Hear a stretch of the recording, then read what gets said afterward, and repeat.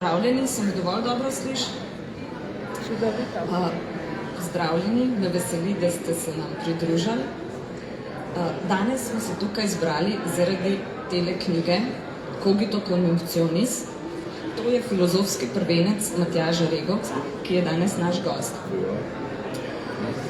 V najavi dogodka smo obljubili takole, da bomo ob izidu tega prvenca govorili o štirirazsežnostnem ustroju človekovega zaznavanja, delovanja in stvarjenja, pa tudi o tem, kako se je skozi zgodovino spreminjalo človekovo dojemanje sebe in drugega, sveta in Boga. To je zastavljeni okvir. Bomo pa videli, kam nas bo pogovor dejansko odnesel oziroma prinesel. Naj predstavim najprej Matjaža. Bom kar prebrala iz knjige, da česa pomembnega ne izpustim. Matjaž Regovec je doktor psiholoških znanosti, kvalificirani neodvisni jungovski psihoanalitik in doktorski kandidat filozofije. Je ustanovitelj inštituta IPAL in povezovalec njegovih tutorjev od leta 1993. V tem času se je kot plod skupinskega dela na institutu rodila tudi metoda IPAL. Poleg zasebne prakse psihoanalitske obravnave in psihoterapevtskega zdravljanja v Ljubljani povezuje študentske skupine v Sloveniji, Rusiji in Angliji ter vodi online seminarje v angleščini, ki so odprti za udeležence vseh držav, veroizpovedi, usmeritev in prepričanj. Je avtor številnih strokovnih in znanstvenih knjig, zadnja leta pa razvija svoj znanstveni organon, ki vključuje njegove izvirne psihološko-filozofske, integrativno-antropološke poglede. Med drugim raziskuje povezavo Jungove rdeče knjige z nekaterimi aktualnimi koncepti v psihoanalizi in metodi IPAL. Toliko. Jaz sem Mateja Bartol, po izobrazbi filozofinja in jezikoslovka, sem tudi urednica te knjige, tudi lektorirala sem jo prej. S Matjažem sodelujeva že kakih 6 let na različne načine, tako da to je zdaj najin zadnji podvig. Jaz bi za začetek, Matjaž, te vprašala. Glede na tvoje dolgoletne izkušnje dela z ljudmi, psihoterapevtsko, psihoanalitično, je očitno, da je center tvojega zanimanja človek. Ampak kdaj pa zakaj si začutil potrebo, da temu svojemu psihološkemu delu daš filozofske temelje? Vsaj tako jaz to knjigo razumem. Zakaj in kdaj? To so bili predvsem ljudje, seveda ljudje, s katerimi delamo, sodelujemo, ampak posebej še nekateri posamezniki. Domen Raj, ki je bil urednik Anime pri nas v založbi, to je bila filozofska, humanistična, psihoanalitična revija. Potem pa, tam sem se precej začel zanimati za filozofijo, no pa tudi že prej. Filozofija je moja ljubezen iz gimnazije, ampak takrat ni bilo nobenega, ki bi rekel, Matjaž, poglej, to je dobro, tudi greš lahko naprej, tako da potem je filozofija tam obstala, ampak me ves čas zanimala simbolna kozmologija. No, potem pa je prišel telefonski klic, Borut Škodlar, Jan Ceglenečki, delala sta serijo predavanj o Jungovi rdeči knjigi in potem sem sprejel ta izziv, da bi nekaj o podobi Boga v Jungovi rdeči knjigi pripravil in takrat sem potem že poznal dela slovenskega filozofa Boruta Šlaja. Tukaj z nami. Ja. Grede pozdravljam.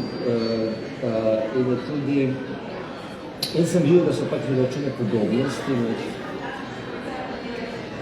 tem, kako lahko nekimi filozofsko usmeritvijo, še posebej filozofske antropologije, ki bi se jo dalo povezati z rdečo knjigo, ker iskal sem pa način, kako rdečo knjigo opisati, kako opisati podobo Boga, religioznosti, duhovnosti v rdeči knjigi in iskal sem način.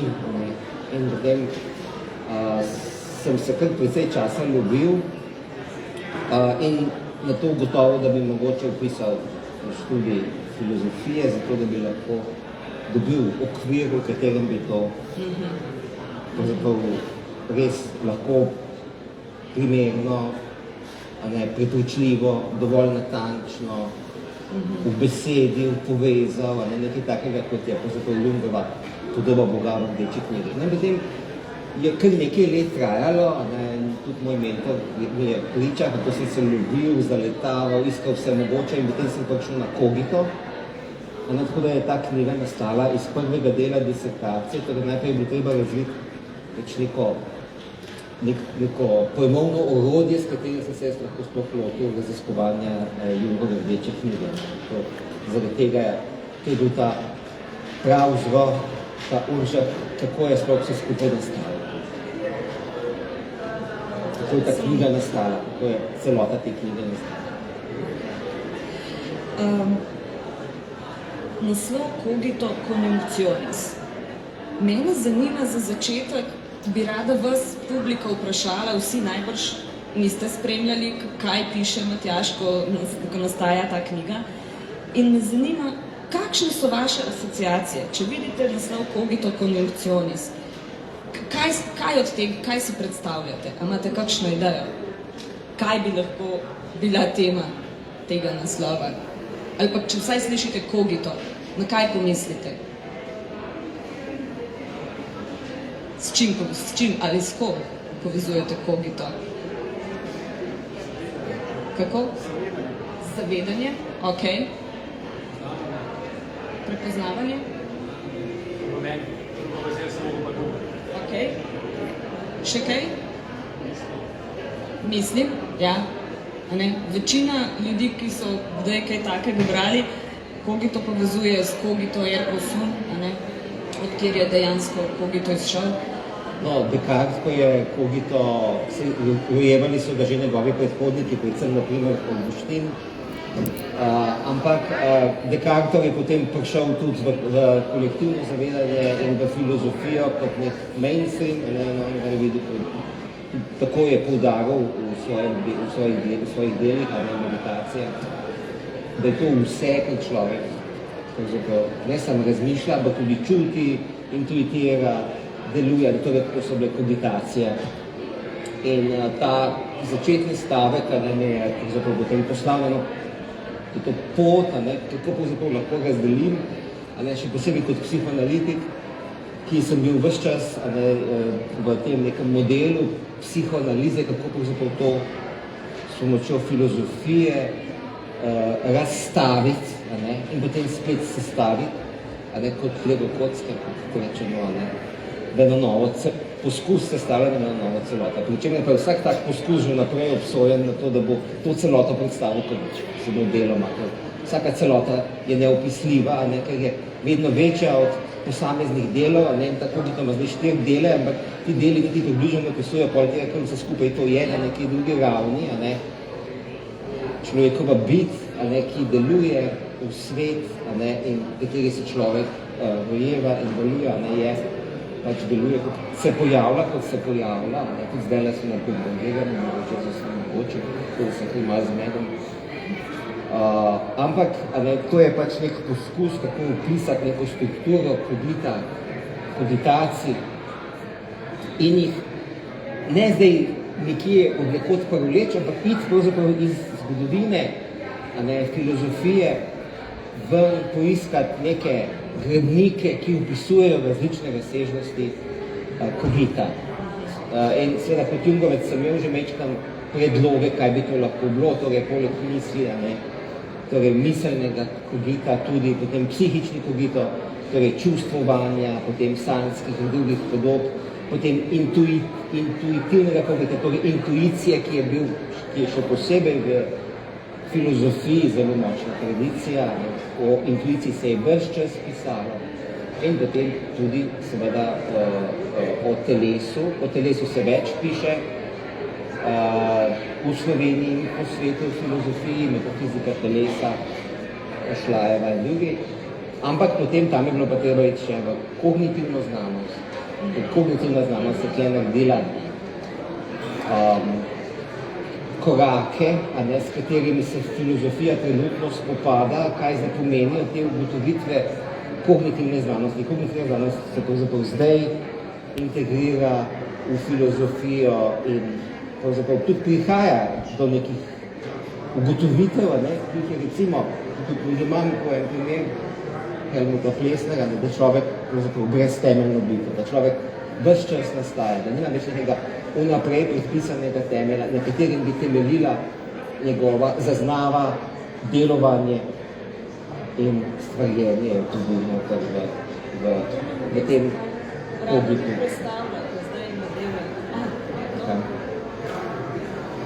Kaj pa konjunkcionis? Na kaj se nanaša konjunkcionis?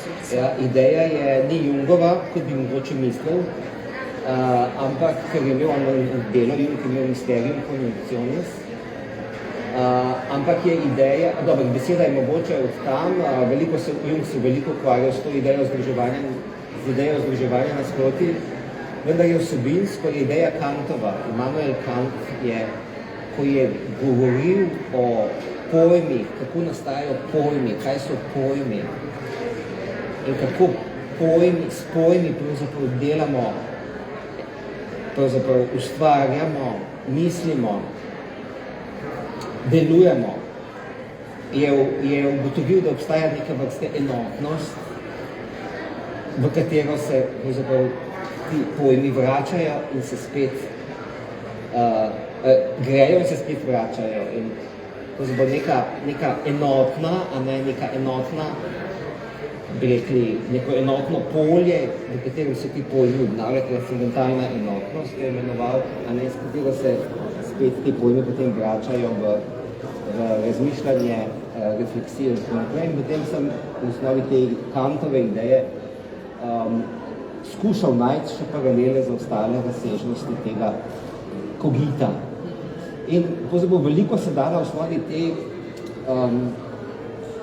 tega pojmovanja konjunkcije, a ne, v tem smislu, kot se recimo mi v smislu psihičnega kogita, a ne, mi se vračamo v svojo enotnost, a ne, po noči, v procesu sanjanja, ne, se tvorijo tako imenovane, kot jih sami imenujem, koagulirane psihične podobe, a ne, to se zgodi takrat, ko se vrnemo v to psihično enotnost, ki ga je psihoanaliza imenovala nezavedno, a ne, in tam noter se skupaj resetira, a ne, in to je nekaj, kar bi lahko rekel, da je predsimbolno, a ne, ki je tudi šlajo pojem, je pravzaprav primerljiv, ampak je to predsimbolno, a ne, ni samo na psihični ali pa samo na miselni, kot ga je tudi nekaj kdo predstavljal Kant, ampak bi ga lahko predvidevali, da obstaja tudi na intuitivni, na ravni intuitivnega kogita in v obliki Platonovih idej, na primer, ki so najbolj znani primeri tega intuitivnega predsimbolnega, kamor se vrača kogito, kamor se vrača naša intuicija, da bi zrla ideje, a ne, da bi očistila, pravzaprav bi dobila jasne linije idej in da bi te ideje spet prinesla nazaj. V tem smislu konjunkcionist. To se pravi, vračanje v neko enotnost in potem nazaj v življenje. Torej, obnoviti se v neki enotnosti, a ne, in priti nazaj v raznoterost vsakdanjega življenja, delovanja in tudi ustvariti, a ne. To je sploh posebna zgodba. Sliš, kar zahtevna naloga, a ne? Nekako ta štiriplastnost človeka, ne? Kako naj zdaj te štiri plasti usklajujemo med sabo, da dobimo neko to celoto, a ne? Kdo nekaj v nas to usklajuje? Pravzaprav, če se pogovarjava, te vprašam, kaj misliš o zadevi, in je mogoče dobro najprej razmisliti, ali pa tudi ne, ali pa kasneje razmisliti, ampak vprašamo tudi, kaj pa čutiš? Kakšna čustva te obhajajo? In seveda, to je delo psihičnega kogita. Mi se moramo, podobno kot oblikujemo misli, tudi za psihični kogito, moramo, pravzaprav je neko delo psihičnega kogita, da začutim, kaj občutim. Da se spomnim neke sanje, naprimer, tudi, ki bi jo rad povedal v zvezi z dogajanjem, ne? Ali aktivne imaginacije, torej neke meditacijske podobe. To se pravi, kaj se že... različne, lahko bi to različno, pa rečemo, greva zdaj nekaj narediti, greva nekaj pojesti, ne? Greva žogo metati, greva odbojko, ki je ti ne maraš glih, no, ampak greš pa rada kaj pojesti, ne? To je pa telesni kogito, ne? Torej, skozi dejanja ne? Ali pa poglej me, kaj vidiš? No, ko smo pri telesnem kogitu, kar me je presenetilo v tej knjigi, je to, da si ti nekako telesu dal precej več veljave, precej bolj pomembnega si ga naredil, kot je veljalo do zdaj. Nekako razum je bil tako pomemben, o intuiciji se je tudi precej govoril, ta psihični kogito je imela bolj psihologija, psihoanaliza čez, v telesu pa se nekako ni na tak način govorili. Ti si šel kognitivno znanost. Telo je mene samega zelo, bi rekel, presumno se strelilo tudi v več pogledih. Prav ta telesni kogito, že kot otrok sem bil hudo bolan, bil sem hud astmatik, takoj ko sem tekel me zadušilo in zdaj sem porabil celo prvo polovico življenja, da sem se pozdravil. To je bilo prvič in sem pač tudi, ko sem delal na sebi, sem videl, telo je pač nekaj res bila za mene največja uganka. Potem pa sem naletel, ko sem zaradi kogita študiral kognitivno znanost, kaj je zdaj kognitivna znanost, kaj je kogito, in sem prišel do tega telesnega pojmovanja telesa, kako pomembna je fizična prisotnost, kako pravzaprav, ko smo fizično prisotni, drugače teče naš kogito, drugače teče naše povezovanje z okoljem. Glavna ideja iz kognitivne znanosti, tako presunljiva bila za mene, s katere sem lahko veliko izvedel v knjigi, razmisleka in tudi nekih delnih zaključkov, pa je tako imenovani pojem strukturnega parjenja. To se pravi, da osebek, ko je v okolju, ne pride v neko okolje, ampak je proces oboje smeren. To se pravi, v tem procesu se spreminjata oba, in jaz in okolje. To se pravi, človek, ko je prisoten, spreminja okolje, ampak tudi okolje, seveda, če se pusti on spreminjati svoje zavedanje, ki si ga omenila takoj na začetku, da se spreminja tudi on. In te zadeve, to strukturno parjenje, ta vpliv, medsebojni vpliv, kjer svet nastaja na sredi v interakciji med dvema, torej med človekom in svetom, med človekom in pomembnim drugim. Ta fenomen je bolj pomemben, kot si mislimo. Recimo, čez posredanje, bova videla, ko se srečala, bova videla, kaj se bova pogovorila, kaj bova naredila. In je čisto drugače kot po telefonu ali pa skozi šipco, skozi steklo, monitorja. Potrebno je tudi tam, recimo tudi v psihoanalizi, delamo skozi steklo in pride tudi kontakt, komunikacija zelo drugačna, pride bolj mentalna, pride bolj miselna, ampak če se dela zelo dolgo, pride do nesporazuma. In to gre tudi zdaj podjetij, ki delajo zelo veliko preko ekrana. No, tukaj bi dodal, nisem se s tem še veliko ukvarjal, pred kratkim sem bil na predavanju o kvantnem mišljenju. Jaz sem se zavedel spet ponovno, kako pomembno je torej fizična prisotnost izvalovanja, je povezana s koaguliranjem delcev, subatomskih delcev, torej v kvantni fiziki imamo nekaj podobnega, torej fizična prisotnost, ne kamera prisotnost, je drugačna kot kamera prisotnost. Ampak očitno to ni samo v kvantnem, ni to samo kvantna fizika, ampak tudi dejansko vedno bolj nam postaja jasno, da je to en proces, da je ta materializacija, ki je povezana s fizično prisotnostjo, s fizičnim delovanjem, z angažiranim pogledom, ki ga telesno oko kot telesni kogito proizvaja in z dejanjem in s celim telesom, s telesnim egom ustvarja v odvisnosti od tega, kje se človek nahaja. Torej, njegova nahajajočnost v času in prostoru je ključna. Torej, ključno je, kam gremo in kam ne gremo, dobesedno, s kom se družimo in s kom se ne družimo, kdaj, v kakšnem momentu, vse stvari, ki skupaj počnemo in ki jih ne počnemo. To pravzaprav pomeni, da do veliko večje mere ustvarjamo svoj svet, kot bi si lahko mislili.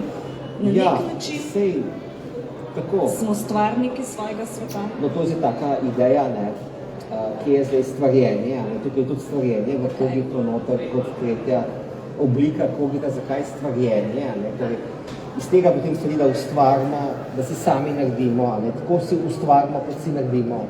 Tja, kamor gremo, tako si naredimo. Tam, kjer se angažiramo, tam si ustvarimo odnos, dejavnost, dosežek, nedosežek.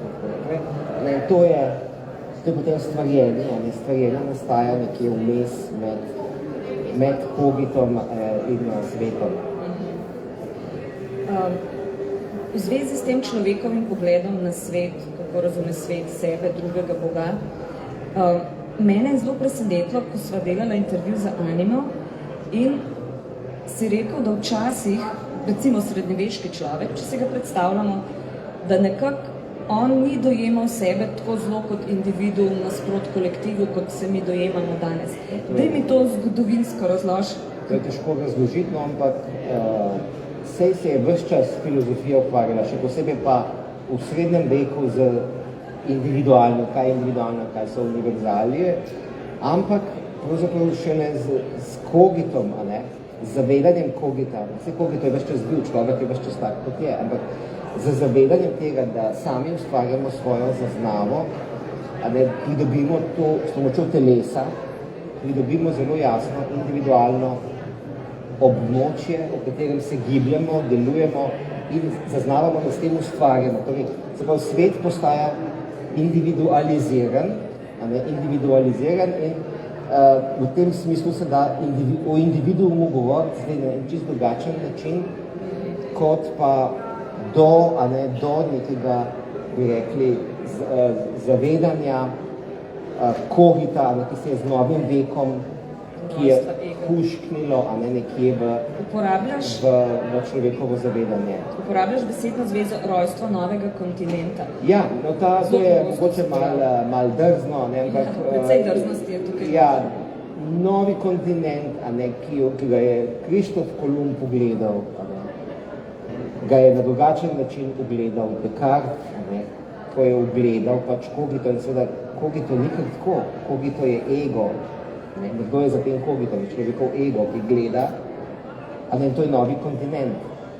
Torej, nikoli prej se ni pisalo, oziroma se je pisalo samo izjemoma v zgodovini filozofije, jaz pa mislim tako, jaz pa moje mnenje pa tako, za razliko od nekoga drugega. Ali pa ni se pisalo tako eksplicitno, kot se pač danes piše, kot se danes dojema, kot danes vsak po svoje misli, kako danes vsak po svoje deluje, kot danes je lahko vsak, ne samo predsednik, vsak je lahko tudi gangster, vsak politik je lahko bolan in je tudi to sprejemljivo, je psihično motno. Psihoanaliza že odkrito piše, da politiki, ki so psihično moteni.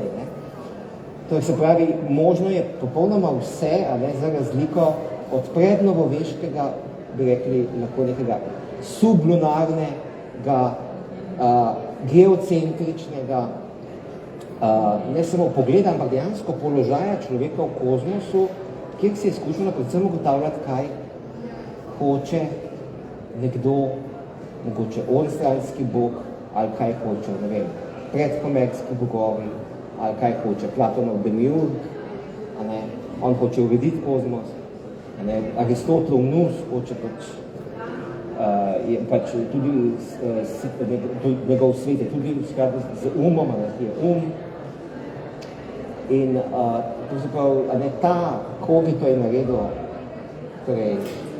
izjemno, zahtevno, torej novi vek, v tem smislu novi vek, ves čas novi vek in pač moderno, postmoderno, torej cel ta novi vek je pač veliko bolj zahteven, kompleksen in tudi poln problemov, ki ogrožajo tudi svet v celoti, torej svet se lahko sesuje, torej vsi vemo, torej en kup novih problemov je zaradi tega, zaradi kogita, zaradi ega in druga kogita. Plesnerja si že omenjal, mislim, da si ga že omenjal. Ta Plesner, Helmut Plesner, ni zelo znan filozof, kakor jaz razumem, vsaj ni bil, ni bil on dosti pozno prevajan. Ja, je bil kasneje prevajan v angleščino, 90, zdaj pred kratkim so dve njegovi knjigi v angleščini sploh prvič bili prevedeni.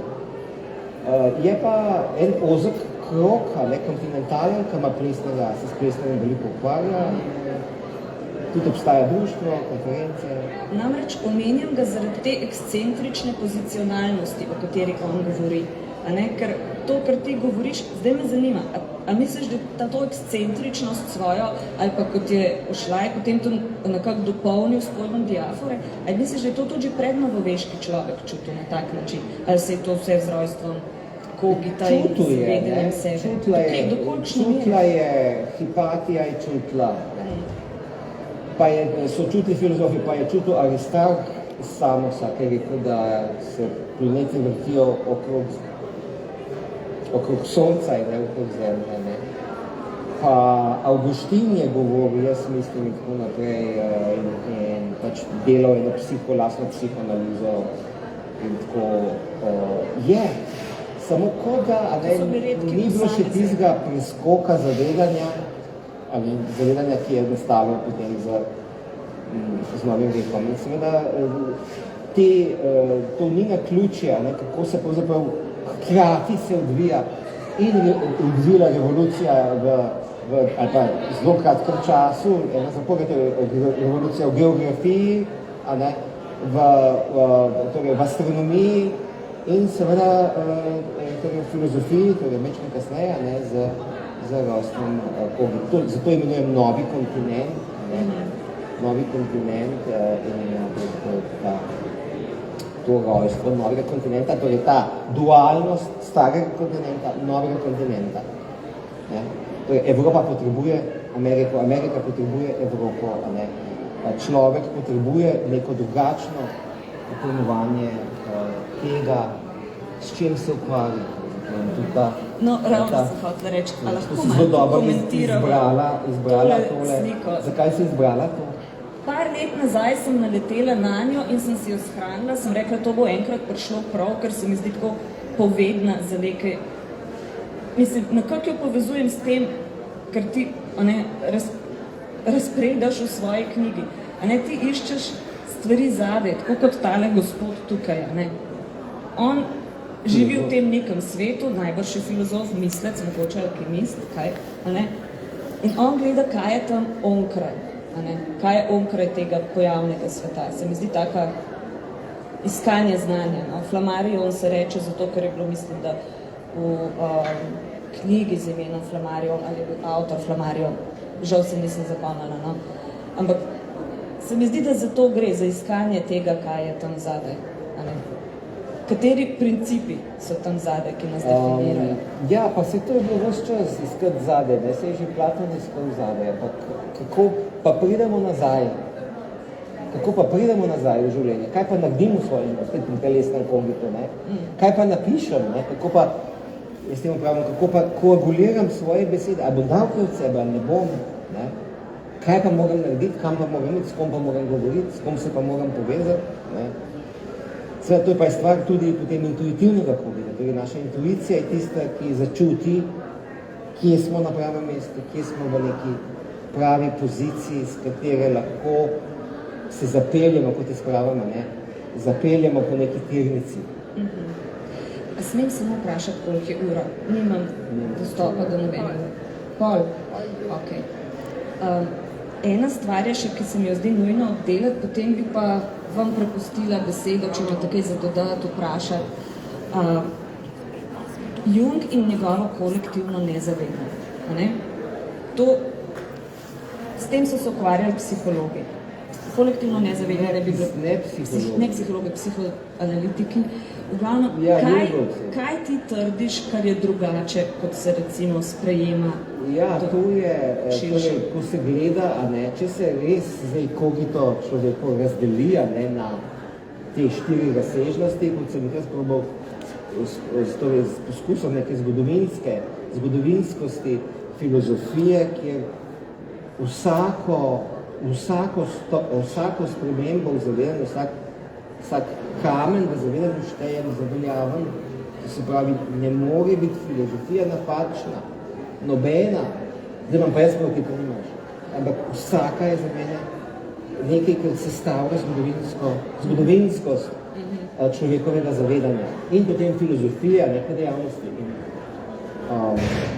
če se gleda tradicijo, kako so se arhetipi razvijali, ki so pač v Jungovem pojmovanju sestavni del kolektivnega nezavednega, jih je on pravzaprav zelo lepo opisoval, ampak torej, tukaj imamo neko polarnost, torej, ko je pisal rdečo knjigo, v rdeči knjigi je imel metafiziko, potem je pa naenkrat ni več imel, potem je pa to rdečo knjigo zaprl v sef in je rekel, najbrž nič čas, ne vem, kaj je rekel, ne. In se je šel hotel biti psiholog. In potem ves čas, 60 let, naslednjih, 50 naslednjih let, je to on delal v imenu analitične psihologije.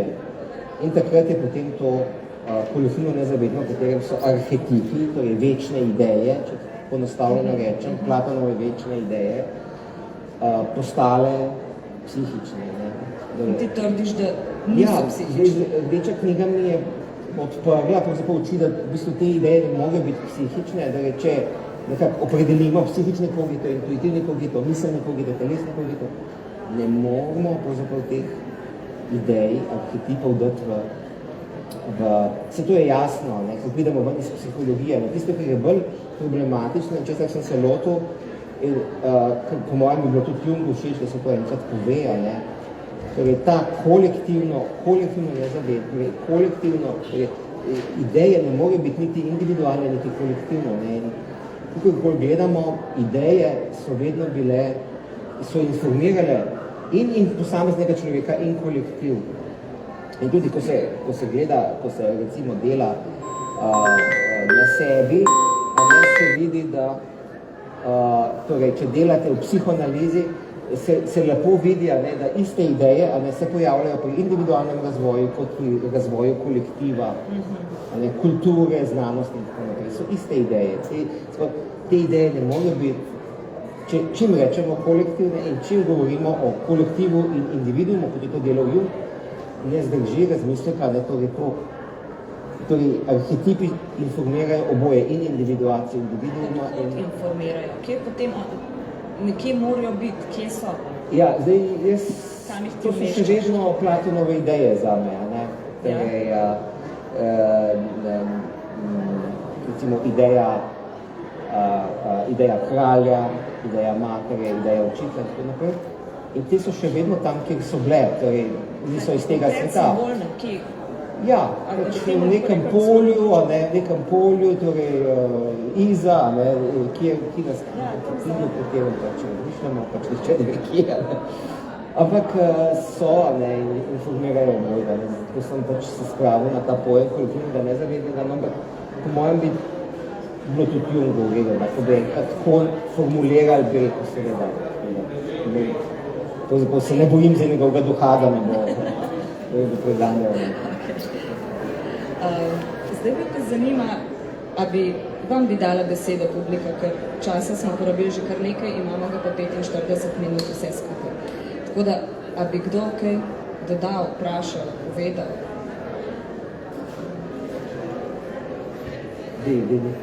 Lahko dam, vam bom dala mikrofon, ker je precej šum. Hvala za besedo, predvsem pa najprej Matjaž, iskrene čestitke ob izdaji tvojega filozofskega prvenca, o tem smo že govorili in verjamem, da še bomo. Knjiga je resnično tudi za filozofijo nova, drugačna, izzivalna, pogumna, za marsikoga tudi provokativna, kar globok vir istočnic in tem, o katerih se da še na dolgo in dolgo razpravljati in razmišljati. Zdaj, rekel si, torej na vprašanju, kdaj si začel ukvarjati s filozofijo, si rekel, da že samem začetku v gimnaziji, da pa takrat še ni bilo okrog tebe primernega prostora, dovolj spodbudnega, da bi v to polje vstopil. Rekel bi, da je bilo to dobro.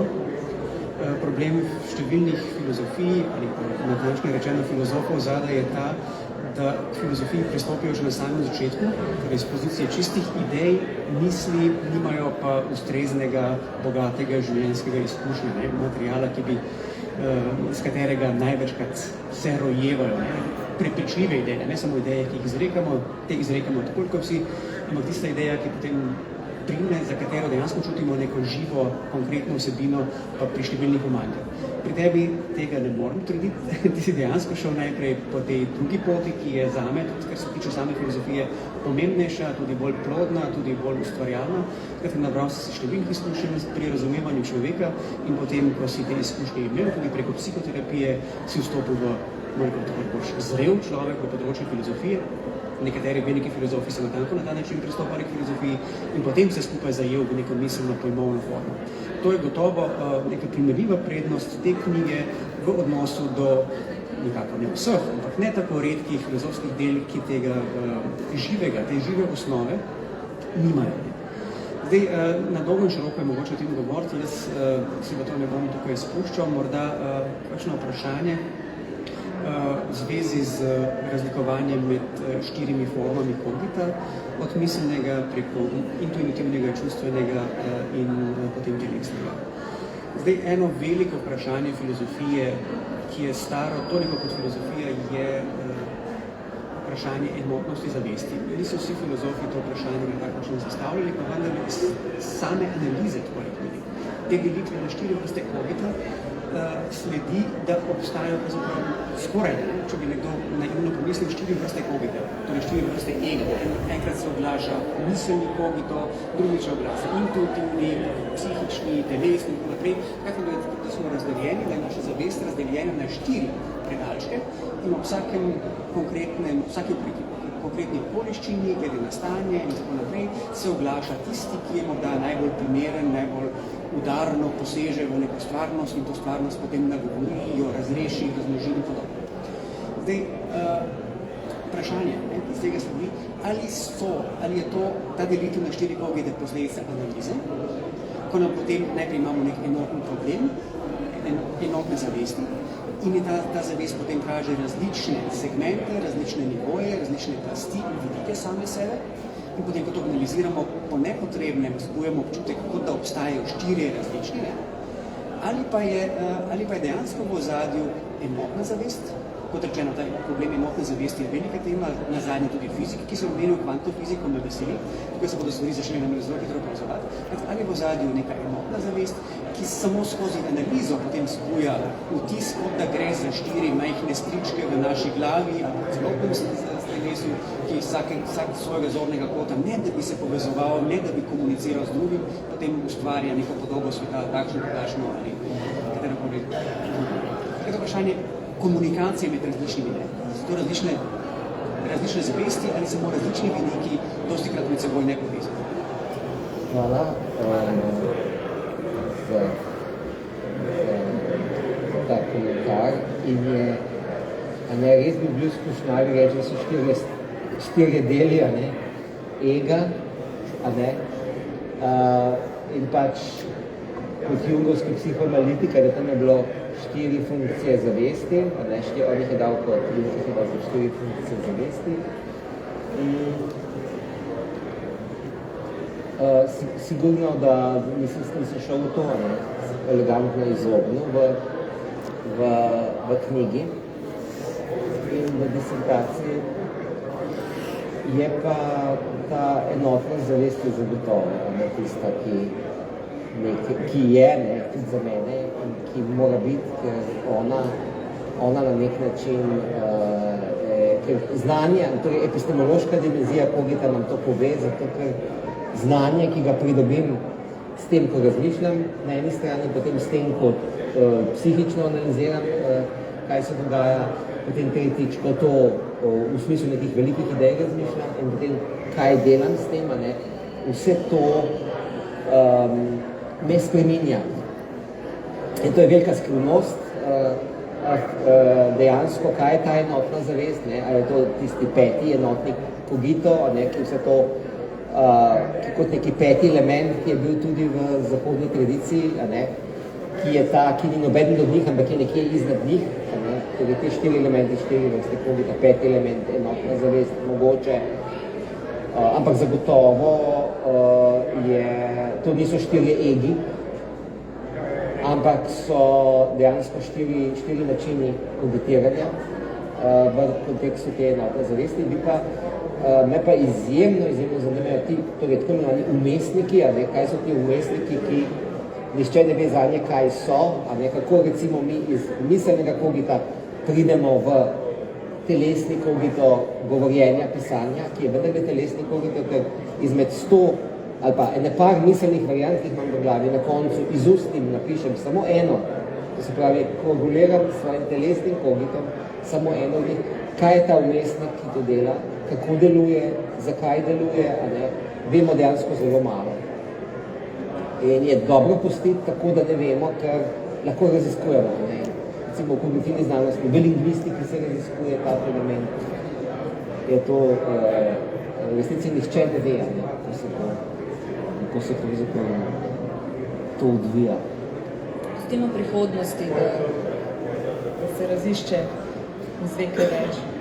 Še kakšno vprašanje? Bi še kdo kaj povedal, vprašal? Ok, kje je ura? 18. Ok. Mogoče, biš tukaj še svojega prijatelja,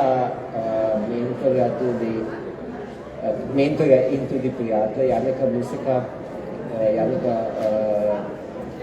Museka omenil, ker ko se mi zdelo prvi doktorat, je pri njem iz psihologije osebnosti, je on ravno dokončoval ta svoj opus o generalnem faktorju osebnosti, in tega pač v psihologiji niso hoteli priznati, bile so te dimenzije osebnosti, bile sta potem dve glavne dimenziji razvoja osebnosti, ki sta plastičnost in stabilnost, ampak nek generalni faktor, ki bi pokazal na to razvitje, razvoj osebnosti, pa ne.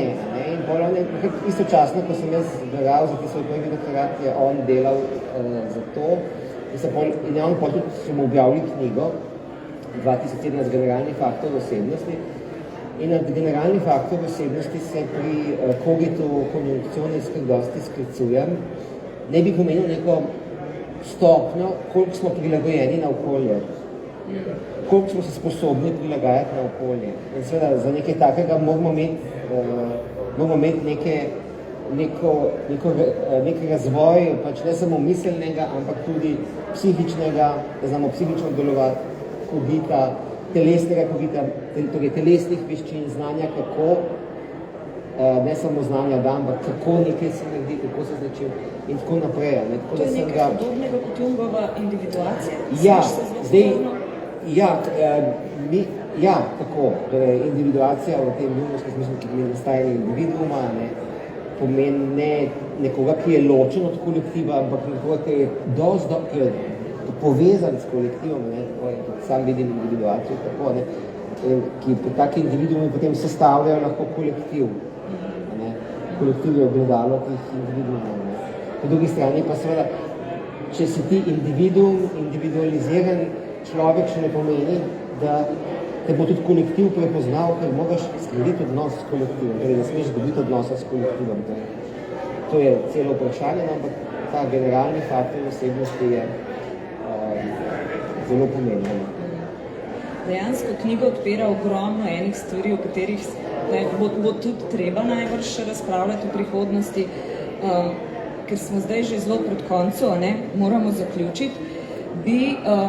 Ta knjiga se že prevaja v ruščino in angleščino, in bi prebrala samo kratek odlomek iz predgovora k ruski izdaji, ker se mi zdi odličen za zaključek. To je knjiga o celostnem človeku, o človeku, ki razmišlja, čuti, intuitivno ve in deluje, o človeku stvarniku. To je knjiga, na koncu katere ni pika, ampak elipsa. Knjiga, ki v bralcu prebuja notranji dialog in mu pomaga biti v dialogu s svetlobo sveta. To je zapisala Oksana Kuznecova, doktorica psihologije in jungovska analitičarka in psihoterapeutka. In to se mi zdi odrazne besede. To moram povedati, tukaj pač deležimo enega v drugem, z Rusijo že nekaj časa, ampak to izhaja še izpred vojne, seveda. Imeli smo kar nekaj težav, ker se nismo mogli videti, delamo v eni skupini, in ta kogito je nastajal ob delu z njimi, in potem 3-krat je bila karta odpovedana, nisem mogel vse. Potem sem končno prišel letos poleti in je bila šok, je bil nepopisen, ko smo se v telesni prisotnosti videli prvič v življenju, prej smo pa 3 leta delali skozi šipco. Torej, bili smo v totalnem šoku, takrat sem še enkrat videl, kako pomemben telesni kogito. In ko človeka toliko časa gledaš na ekranu, potem pa tako da, kot Tatjana počna pomena vlak, so oba zakričala, nekontrolirano sva zakričala, torej, enostavno ne moreš, da je to ta človek, ki ga drugačen stik. Si predstavljam, da po 2 covidnih letih še to bolj. In potem vojne še. Okay. Najlepša vam hvala za obisk, za prisotnost. Če bi se radi še kaj pogovorili z avtorjem, mogoče kakšen podpis v knjigi, se pa vidimo tamle v tistem kotu na stojnici založbe Hermesipa. Hvala.